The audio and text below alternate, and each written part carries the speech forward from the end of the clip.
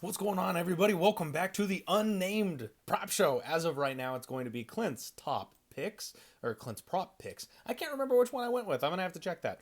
We had a bunch of awesome suggestions from you guys as far as what I should be calling this show moving forward. And frankly, the name suggestions were so good, I have not had a chance to pick one. I'm not sure what I'm going to be calling the show, so keep them coming, you guys. If you want to give me another name that hasn't been tossed out there before, I'd appreciate it. Let's get into it.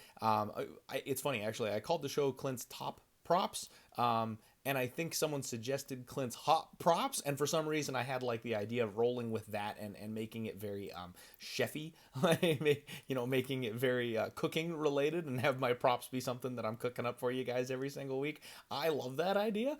So that's kind of the front runner here for me right now for Clint's hot props. We'll see though. I love all the other names you guys suggested, so I'm gonna have to dig back through there and I'll pick one before the next one. I promise, because I don't know. I don't want to say I'm being lazy. I got busy this week, but for now, we're still putting a pin in it. Let's get into it, though, guys. Make sure you check out Bet Openly. Please make sure you get signed up for Spectation Sports. Doubleheader on Friday on Spectation Sports. Both those links are in the description below. Peer-to-peer betting on Bet Openly. 1% juice. You'll save for the rest of your life. And then 20% off when you sign up at Spectation using my promo code DIEHARD. So link in the description below, guys. Help me out, please. Also, like and share the show. This is a new show, so we want to kind of get the word out here on this one. So please do me a favor and start getting this one out there. Tag some people, send it to somebody, share it out there. Let's build this one up. As you guys know, same format as my total show on this one. We're going to pick my favorite props from UFC Mexico City. Now, last week, I gave you 4 and I went 1-3 on those.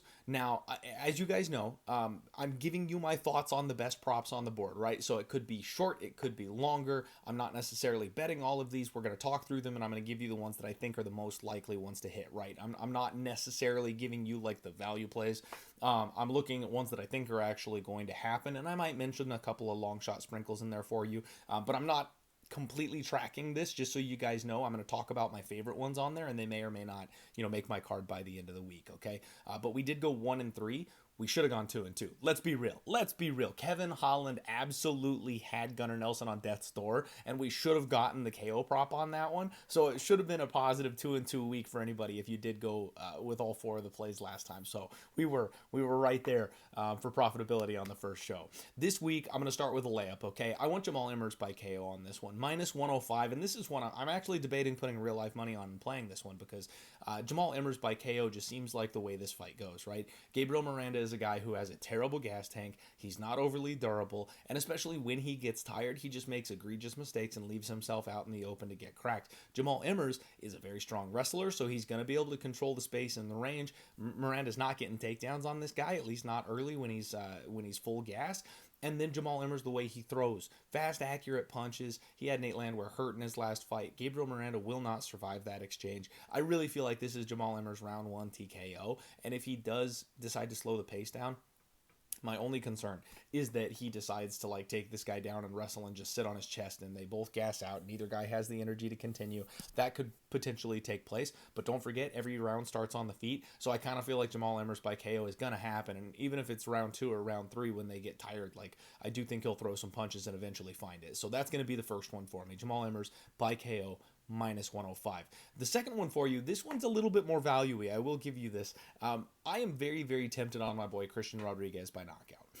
I know we've talked about this before. He doesn't have the most intense punches you've ever seen. He doesn't have the most power you've ever seen. Julian Erosa, a guy who's notably chinny, had no problem handling some of the offense that C-Rod was coming with. However, the difference in this fight, we're in Mexico City, and that's something that Costa has struggled with is his cardio in the past. I actually think that Christian Rodriguez is going to pressure him. He's going to use the boxing. He's going to use the footwork. He's going to come forward. He'll mix in those takedowns.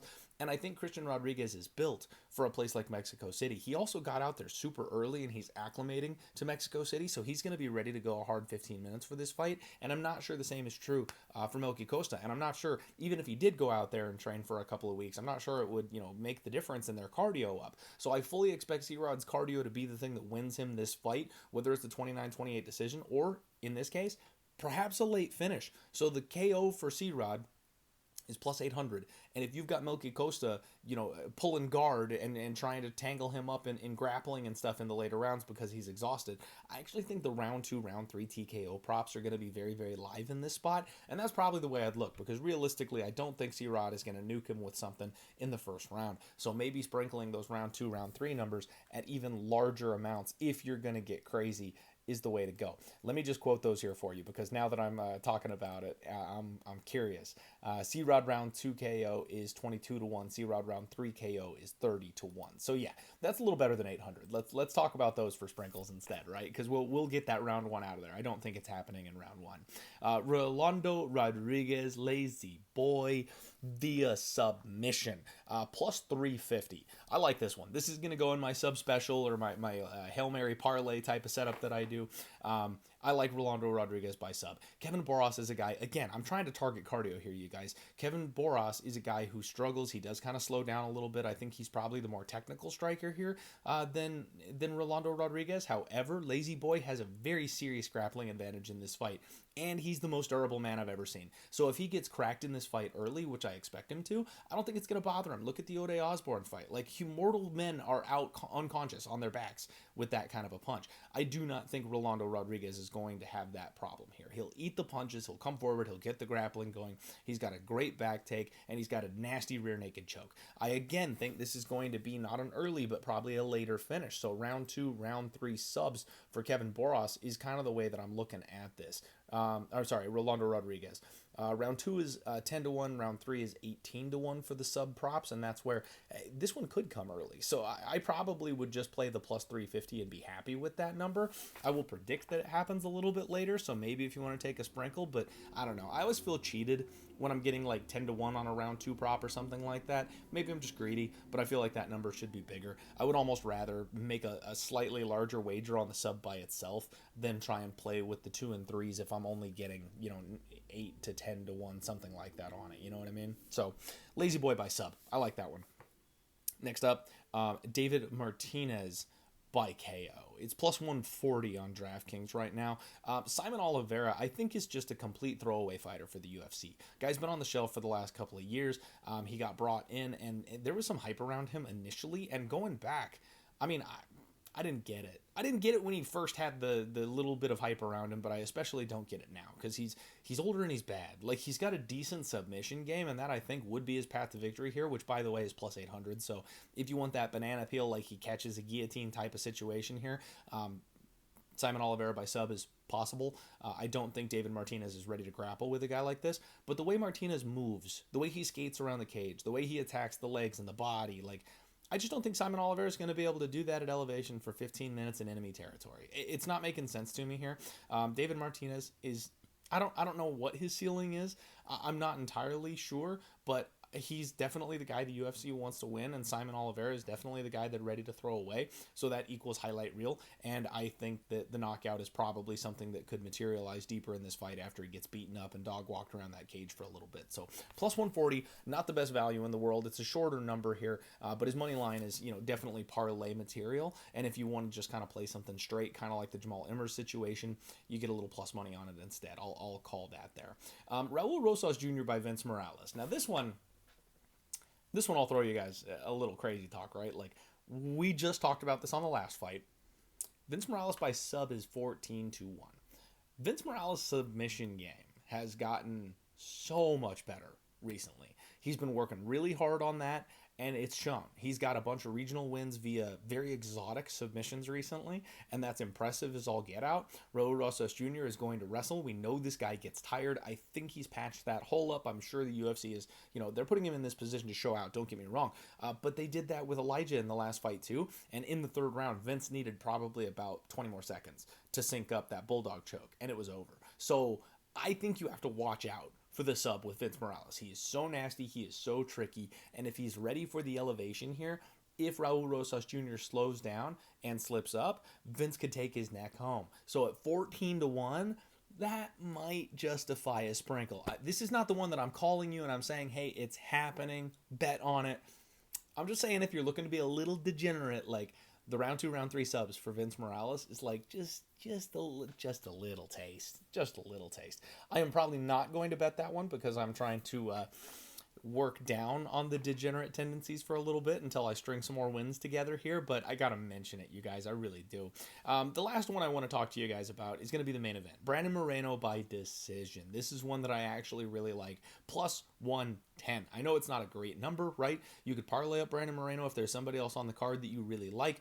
Maybe like we were talking about, David Martinez is a good person to fill that slot. Rolando Rodriguez probably a good parlay piece. Those are kind of the eyeball spots that I'm looking at for a two-legger here.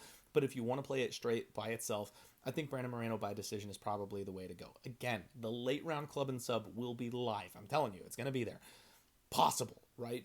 That all comes down to Steve Erceg, though. I really think these guys are going to be technical. I think this is going to be a fight that goes longer. However, Brandon Moreno is talking about title aspirations yet again, and he thinks he can get that with a big win here on this fight. So that does make me a little nervous because sometimes those guys will go out there and try to make a statement, especially if they saw something in the tape. If he feels comfortable, if there's no fear of what's coming back from him with Steve Erceg, then he's probably going to be able to kind of let loose and play it free. And then the finish maybe does materialize in that case. But from what we've seen, Brandon Moreno has entered into his veteran era, right? He's being very defensive. He's being very calm. He's being very measured. Now, that's not to say he's not fighting well, because he definitely is, but he's fighting to win. And when they do that, that tends to slow the pace down. That tends to eliminate those big moments where they get a little crazy and wild when they were younger, right? So I think he's just going to pick and poke and chip away at Steve Erceg and probably win like a 3-2 type of decision in what could be essentially another title fight type of fight. So I'm saying Brandon Moreno by decision. That's going to be the play here. That is the unnamed prop show, you guys. Thank you for tuning in. And again, keep the suggestions coming. If you've got any new ones, throw them down in the chat below. And maybe I'll throw up a poll, right? Like maybe I'll do a poll online or something like that so you guys can vote. But I'll take a look at those names. Clint's hot props is kind of the one that I'm leaning towards right now. Can't you imagine the thumbnail, like chef hat with like a skillet on fire? Like that's kind of what I'm leaning to right now. Let me know what you guys think. Have a great day. Let's roll.